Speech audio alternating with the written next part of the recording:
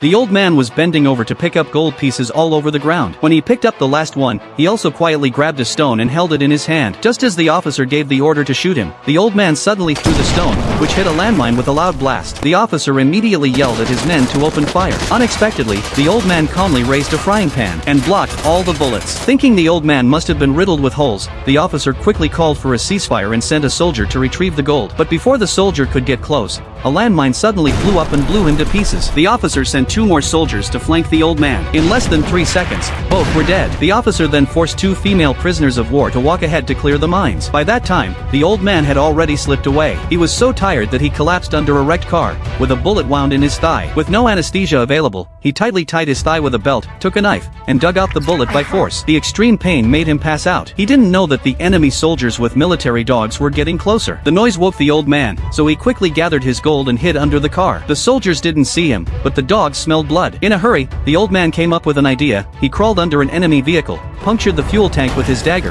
and drenched himself in gasoline to mask the scent. Unexpectedly, the dogs also detected the leaking oil. A soldier shouted to stop and check. The old man had to rush out and run toward the river. A sniper shot him in the lower leg. The officer released the dogs to capture him alive. Just as a fierce dog lunged at him, the old man struck a match and ignited the gasoline on his body. The dog froze in fear, and the old man, covered in flames, charged toward the river. Bullets chased after him, but they couldn't stop him from jumping into the water. With the weight of the gold, he quickly sank to the bottom. The soldiers on the shore couldn't swim, and could only watch in frustration. Half an hour later, the old man used up the oxygen in the water. He surfaced to breathe, and the sniper immediately opened fire. The river turned red with blood. The officer sent a diver to retrieve the gold, but as soon as the diver entered the water, the old man slit his throat, and took his oxygen supply. Teammates on the boat saw blood rising to the surface, and were too scared to move, but forced by the officer, they jumped in. In less than 2 seconds, the water turned red again. The last deserter jumped onto a small boat trying to escape, but was shot dead by his own men. Strangely, the boat kept moving, so the sniper fired wildly with a heavy machine gun. Unexpectedly, the old man hid behind a corpse and survived again. Just as the officer was out of ideas, the old man's dog suddenly appeared. He immediately thought of a way to deal with the old man.